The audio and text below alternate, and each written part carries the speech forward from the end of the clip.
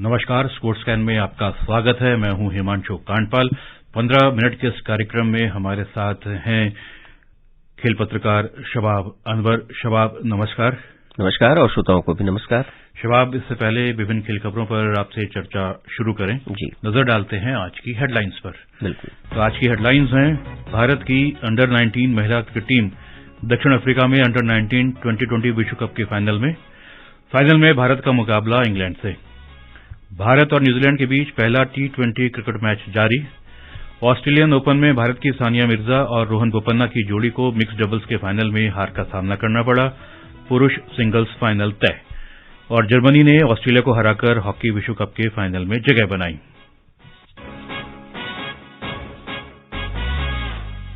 और अब खबरें विस्तार से। सबसे पहले बात करेंगे अंडर 19 विश्व कप जो महिलाओं का चल रहा है। भारत की अंडर 19 महिला क्रिकेट टीम दक्षिण अफ्रीका में अंडर 19 2020 विश्व कप के फाइनल में पहुंच गई है। सेमीफाइनल में भारत ने न्यूजीलैंड को 8 विकेट से पराजित किया। 108 रन के लक्ष्य के जवाब में भारत ने 15वें ओवर में 2 विकेट पर 110 रन बनाए। श्वेता सहरावत ने नाबाद 61 रन बनाए। सौम्या तिवारी ने 22 रन की पारी खेली। न्यूजीलैंड के लिए एना ब्राउनिंग ने दोनों विकेट लिए। इससे पहले न्यूजीलैंड की टीम 20 ओवर में 9 विकेट पर 107 रन ही बना सकी। जॉर्जिया प्लीमर ने 35 और इजाबेला गेज ने 26 रन का योगदान दिया।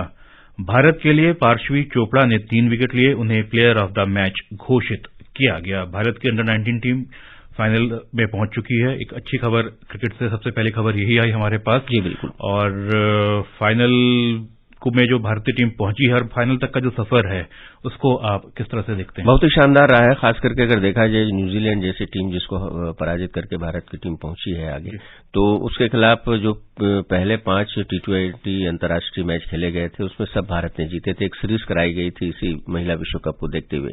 शेफाली वर्मा जो कि सीनियर टीम की सदस्य हैं, लेकिन उन्हें टीम की कप्तानी सौंपी गई और पूरा अनुभव उन्होंने इसमें झोंका। और शानदार प्रदर्शन भारतीय बेटियों का कल हमने कर्तव्य पथ पर पराक्रम देखा। भारत की बेटियों का आज क्रिकेट के मैदान पर देखा। तो कुल मिलाकर जो इस विश्व कप की जो बात की जा रही है, भारत प्रबल दावेदार ऐसे भी माना जा रहा है। इंग्लैंड से मुकाबला होना है, लेकिन उतनी शक्तिशाली टीम नहीं है जैसा कि हमने देखा है। तो हम उम्मीद करते हैं कि एक और विश्व कप भारत का नाम होगा, भारत की महिला टीम के नाम इस जूनियर लेवल पर। जी बिल्कुल। और फाइनल में भारत का मुकाबला इंग्लैंड से होगा, आपने बता ही दिया है ये बात। और इंग्लैंड ने रोमांचक सेमीफाइनल में अब से कुछ देर पहले ऑस्ट्रेलिया को 3 रन से हराया। टॉस जीतकर बल्लेबाजी करते हुए इंग्लैंड की टीम मात्र 99 रन पर सिमट गई और लो स्कोर को उन्होंने सफलतापूर्वक उसका बचाव किया। जवाब में ऑस्ट्रेलिया की टीम 19वें ओवर में 96 रन बनाकर आउट हो गई। उनके पास अगर देखा जाए तो 8 गेंदें बची हुई थी और सिर्फ मात्र 4 रन बनाने थे, लेकिन उनके पास कोई भरोसेमंद बल्लेबाज वही था। अगर डेथ ओवर में गेंदबाजी अच्छी हो रही है और आपके पास जो टेलेंडर्स हैं वो ज्यादा रन नहीं बना पा रहे हैं, तो ये मुश्किलें झेलनी पड़ती हैं। और ये मैच ऐसा था जिसे जीतना चाहिए था, लेकिन अंततोगत्वा हुआ वही जो हम जान रहे हैं। फाइनल में किसका पलड़ा भारी रहने वाला है? मैंने जैसे कि बताया कि अगर भारत टीम का जो प्रदर्शन जूनियर लेवल पर भी जो रहा है और जिस तरह की एक श्रृंखला हमने बताया कि न्यूजीलैंड के खिलाफ एक श्रृंखला खेली गई थी T20 की, उसमें जिस तरह से क्लीन स्वीप किया था, तो इसमें ये देखा जा सकता है कि भारतीय टीम का पलड़ा निश्चित रूप से भारी है। जी बिल्कुल। और इस जो अंडर 19 T20 विश्व कप है इसका एक बहुत ही बड़ा महत्व है। बिल्कुल। और महत्व इसलिए भी है क्योंकि भारतीय जो सीनियर टीम है अभी ट्राई नेशन सीरीज खेल रही है दक्षिण अफ्रीका में, और जैसे ही ये श्रृंखला खत्म होगी सीनियर महिलाओं का T20 विश्व कप शुरू हो जाएगा। और हमने ये भी देखा है कि जब से BCCI ने समानांतर मैच फीस महिला क्रिकेटरों को भी देने की घोषणा की, तो उससे काफी उत्साह बढ़ा है महिला खिलाड़ियों का। तो जब इस तरह का समानांतर आपके साथ व्यवहार होता है तो जाहिर सी बात है हौसला बढ़ता है। और ये हौसला क्रिकेट के मैदान पर देखने को मिला है। अब जो विश्व कप मुकाबला सीनियर्स का है उसमें भी हम देखेंगे भारतीय टीम लगातार निरंतरता के साथ, चाहे बायलैटरल सीरीज हो या फिर ICC के मुकाबले हो, महिला टीम शानदार प्रदर्शन कर रही है। जी बिल्कुल। और इन जो भारतीय जूनियर टीम है इसमें से ऐसे कौन कौन से खिलाड़ी हैं जो लगता है कि अब दस्तक देंगी सीनियर टीम से? जूनियर टीम में श्वेता के बारे में खासतौर से कहा जा सकता है, जिस तरह की बल्लेबाजी उन्होंने की है, शेरावत जी, और वो एक ऐसी खिलाड़ी हैं, और फिर जो player of the match semifinal की रही, तो 3 खिलाड़ियों का नाम लिया जाता है, जैसे कि शेफाली वर्मा तो पहले से शेफाली वर्मा पहले से सीनियर टीम के सदस्य हैं, तो यहीं से निकलेगी जो राहुल द्रविड़ ने मेंस टीम में जो अपनाया था कि जिस तरह से नेशनल क्रिकेट एकेडमी बेंगलुरु में इन खिलाड़ियों को तैयार किया जाता है, तो वही उसी तर्ज पर अब अंडर 19 से महिला क्रिकेटर्स भी निकल रही हैं। जी बिल्कुल, और T20 की बात हम जारी रखेंगे और सीधा चलेंगे रांची में, जहां भारत और न्यूजीलैंड के बीच पहला T20 मैच खेला जा रहा है। 3 मैचों की श्रृंखला है। पहला मैच रांची में, भारत ने टॉस जीता है, न्यूजीलैंड को आमंत्रित किया है, और हमारे पास जो अपडेट है, न्यूजीलैंड की पारी अब लगभग समाप्ति की ओर है। 20वां ओवर प्रगति पर है। 20वें ओवर की 2 गेंदें फेंकी जा चुकी हैं और 6 विकेट पर 168 रन बना लिए हैं न्यूजीलैंड की टीम ने। और इस समय मिशेल सेंटनर आउट हुए हैं अब से कुछ देर पहले, और जो उनके बल्लेबाज हैं डैरिल मिशेल, उन्होंने अपना अर्धशतक पूरा कर लिया है। 26 गेंदों में 51 रन अब तक को बना चुके हैं, जिसमें 2 चौके और 5 छक्के शामिल हैं, लगभग 200 की औसत से। क्या कॉनवे की अगर बात करें तो उन्होंने भी शानदार प्रदर्शन किया है। हाफ सेंचुरी उन्होंने भी बनाई 52 रन पर। और कुल मिलाकर ये कहा जाए कि जो शुरुआत हुई, ऐसा लग रहा था कि पावर प्ले में काफी बड़ा स्कोर भारत तो खड़ा कर लेगा भारत के विरुद्ध न्यूजीलैंड, लेकिन जिस तरह से वाशिंगटन सुंदर ने वहां पर विकेट लिया, ब्रेक थ्रू दिलाया भारत को, उसके बाद फिर भारत ने वापसी की उतार चढ़ाव का खेल रहा। उसके बाद एक मर्तबा फिर न्यूजीलैंड की बल्लेबाजी काफी शानदार रही है, कहा जा सकता है निश्चित रूप से। बहुत ज्यादा भारतीय गेंदबाज सहज नहीं दिखाई दिए इस मैच की बात करें। जिस तरह की सहजता हमने देखी थी भारतीय गेंदबाजों ने आसानी के साथ एक दिवसीय श्रृंखला में। बहरहाल 3 गेंदें बाकी हैं, 6 विकेट पर 172 रन स्कोर हो चुका है।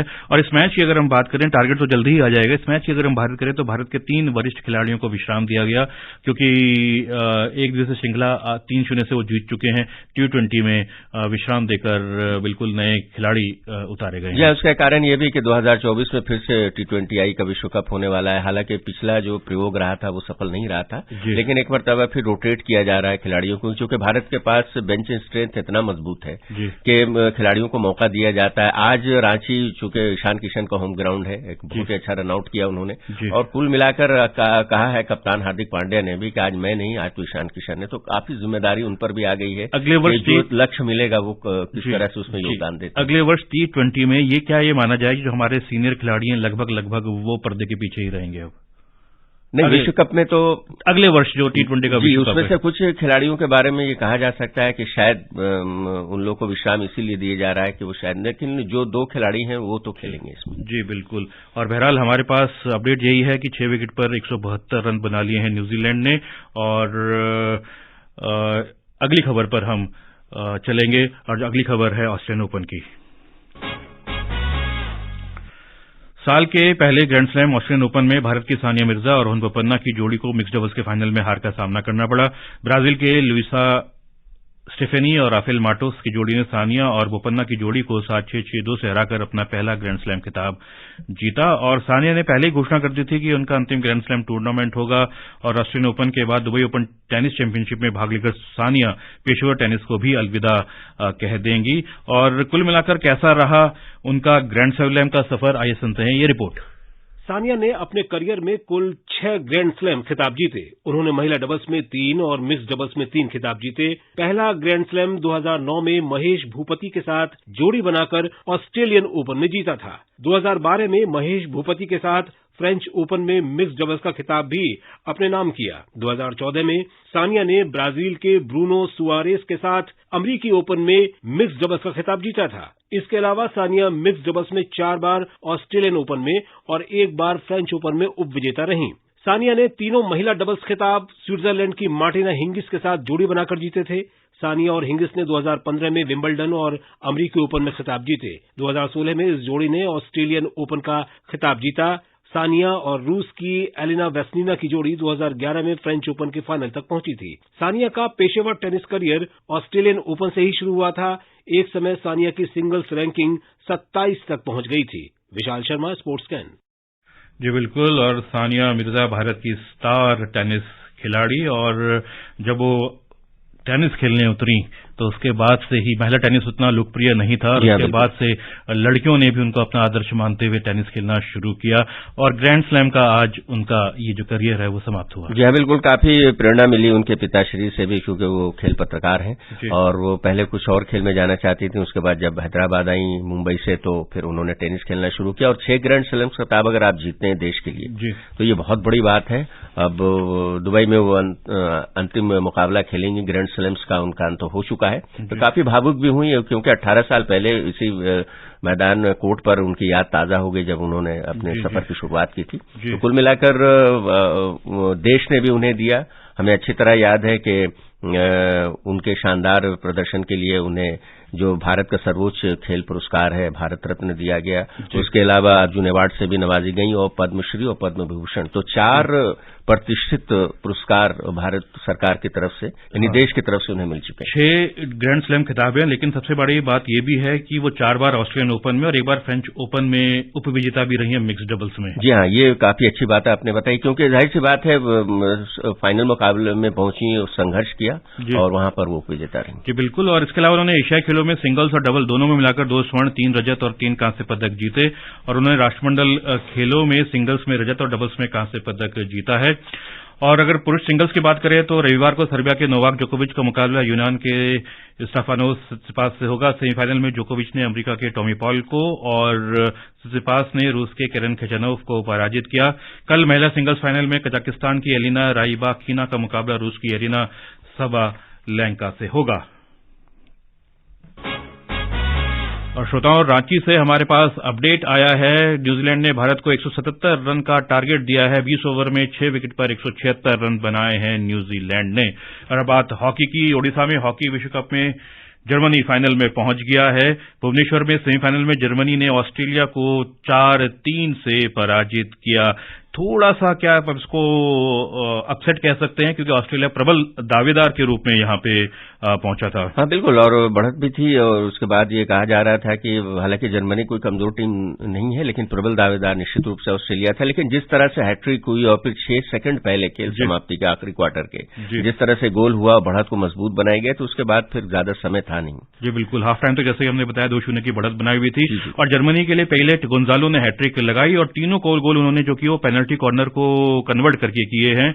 और एक अच्छा नमूना पेश किया है कि जिस तरह से जो अन्य टीमें हैं जिसमें भारत भी शामिल है, जिस तरह से पेनल्टी कॉर्नर को गोल में परिवर्तित नहीं किया जा रहा है, कन्वर्ट नहीं किया जा रहा है, तो उसमें उन्होंने देखा है कि किस तरह से इसे हम परिवर्तित करते हैं, क्या कला है। तो इसको दूसरी टीमों के खिलाड़ियों को सीखना चाहिए। जी बिल्कुल, और दूसरे सेमीफाइनल में इस समय भुवनेश्वर में बेल्जियम का सामना नीदरलैंड से हो रहा है। बेल्जियम जो है पूर्व विजेता है, पिछली बार का विजेता है और पिछली बार फाइनल में उन्होंने नीदरलैंड्स को ही पराजित किया था। लेकिन ये मैच उनके लिए आसान नहीं होगा। जी बिल्कुल, और निर्धारित समय का खेल पूरा हो चुका है और दोनों टीमें 2-2 से बराबरी पर हैं और अब मैच का फैसला पेनल्टी शूटआउट से होगा और पेनल्टी शूटआउट में देखते हैं कौन बाजी मारेगा। और बहरहाल शूटआउट लेने का समय अब हो चुका है। जैसे हमारे पास अपडेट आएगा अपने श्रोताओं को हम इसके बारे में जानकारी देंगे। इंडोनेशिया मास्टर्स बैडमिंटन टूर्नामेंट में 7वीं वरीयता प्राप्त भारत के लक्ष्य सेन को हार का सामना करना पड़ा। 4थी वरीयता प्राप्त इंडोनेशिया के जोनाथन क्रिस्टी ने लक्ष्य को 15-21, 21-10, 21-13 से हराया। महिला डबल्स क्वार्टर फाइनल में भारत की अश्विनी पोनप्पा और तनिषा क्रेस्टो की जोड़ी को हार का सामना करना पड़ा।